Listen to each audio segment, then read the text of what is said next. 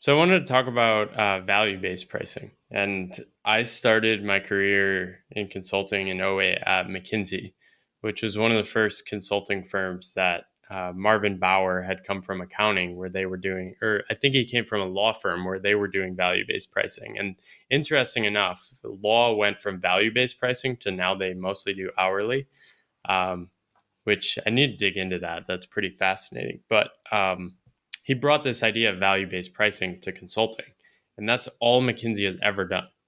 And they pair this with the second thing, which is like always problem solve from the CEO level. So they're always aiming at the CEO level, and they're always thinking about value based pricing. Um, so how that showed up in my day to day was we're literally always trying to like perspective take of what the client is thinking. How would the client be thinking about this? How would a board member be thinking about this? How would a CEO be thinking about this problem? So you're trained to always think about how the business is thinking about things. And I think that was a really useful thing when I became a freelancer because it was very natural to say like, okay, what is a client trying to achieve? How much money are they trying to make? What's the potential value here? Um, how did you shift from thinking about, oh, I need to do this work. Here's what I do. Here's the value to here's how I can sell a value based project? I just was frustrated with the arbitrariness of hourly and flat rate pricing. Neither are aligned with the client's success. So just Right. inherent in the model itself. Let's take a look at hourly pricing. What are the incentives? Well, if you're pricing by the hour, your incentive is to take longer to get paid more. Now, I mean, I'm not saying you would purposefully do that. That's just the inherent incentive.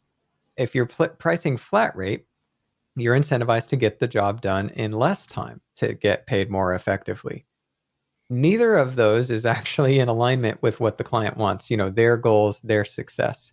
What's nice about value-based pricing is it aligns your goals and the client's goals. You both want the client to be more successful because you are trying to help them realize a certain result that is valuable to them, and you're going to charge something less than the value they realize. Um, but because it's not based on something arbitrary like the amount of time it takes or some price that you made up that you increase by 10% each year, it's just arbitrary. Um, it makes sense for you financially. I mean, there are financially not viable projects, of course, but the ones that are also viable for the client, because it's a no brainer for them. If you're going to help them realize $100,000 worth of value in a 6 month time frame, and you're charging 15,000 or whatever it is, that's a no brainer to them. Whereas you might have charged 4,000 if you were just going off of an arbitrary rate without thinking about like what kind of success am I creating for this client. It's very hard to figure out those prices. And I think the first time you do this, like it's almost useful to start from. I have this diagram where it's like, okay, you're charging $75 for this project that takes you about 100 hours. Basically, go up to $200 an hour, right?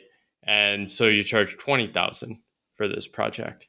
However, you're going to ideally do a little more work, raise your ambitions, over deliver. I mean, sometimes you can hire other freelancers or get designers and really just crush whatever you're doing.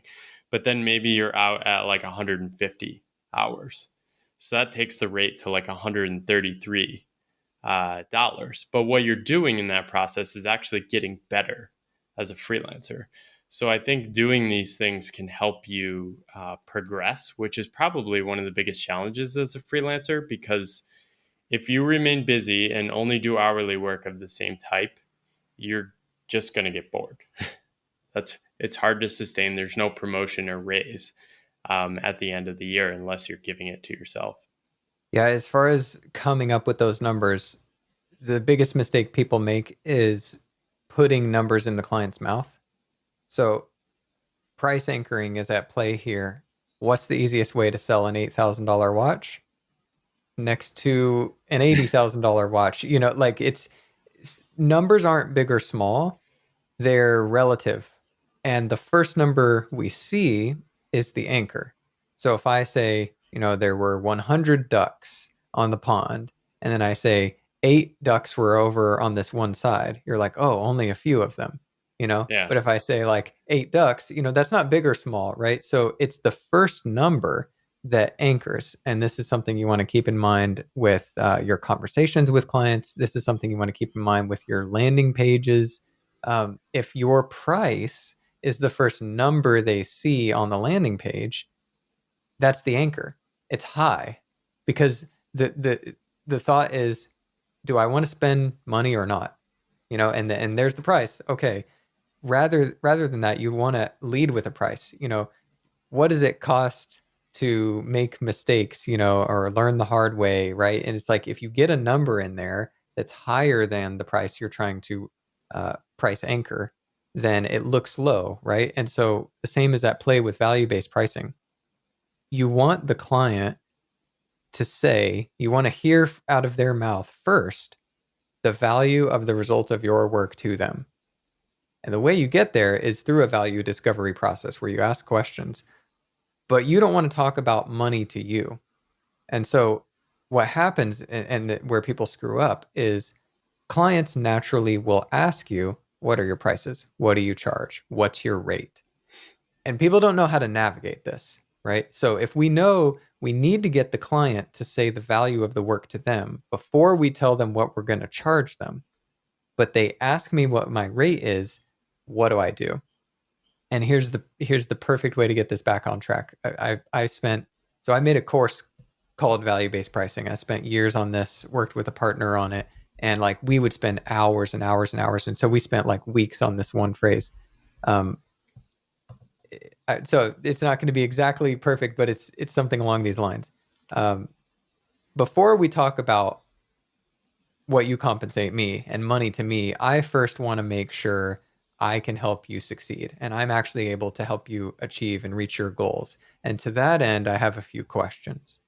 So we've just completely circumnavigated the question of what's your rate, which is a question that's fixated on money to you, money Right. from the client to you. And there's two buckets. There's the expenses bucket and the investment bucket. Every good business owner wants to minimize their expenses and they want to maximize their investments. All you can control is whether you go in the expenses bucket or the investments bucket.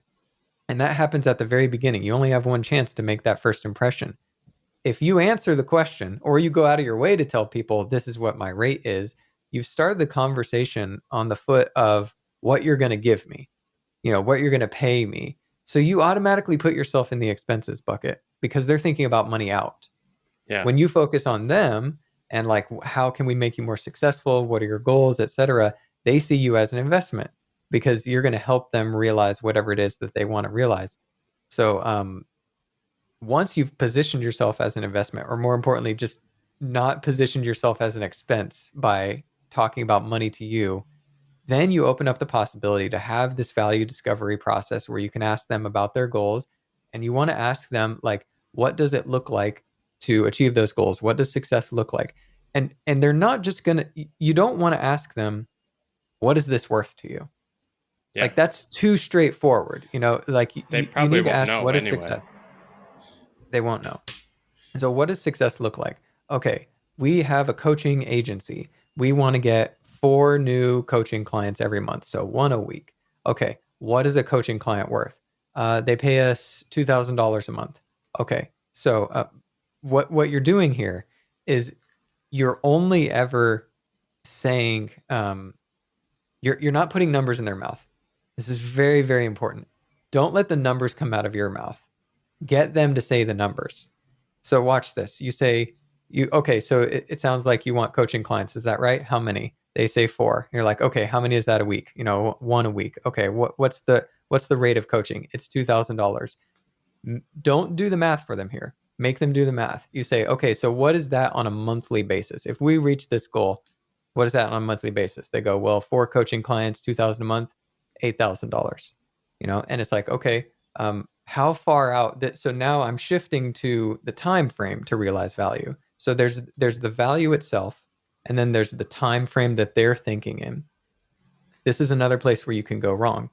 What you're tempted to do is go, okay, $8,000 times 12, that's 96,000 a year. And I mean, if you're looking at the next 5 years, we're talking really $500,000, right? And so it's worth $500,000. It's like, no, just like you don't want to put value numbers in their mouth, you don't want to put time numbers in their mouth.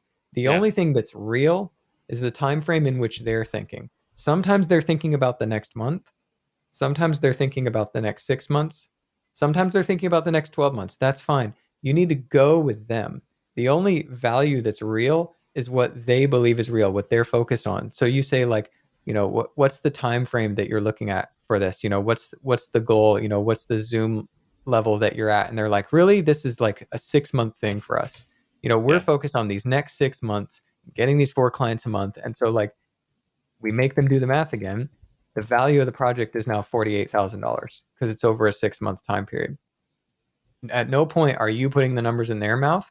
So we now know we can help if we help the client succeed, and ideally you're confident in your abilities at least, right? If you're charging somewhere 10 to 20% of that value, it's going to be a no-brainer investment for the client.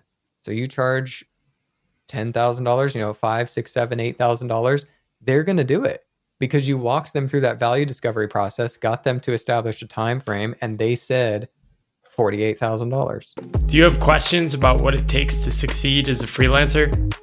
You can check out more in the link to the course below.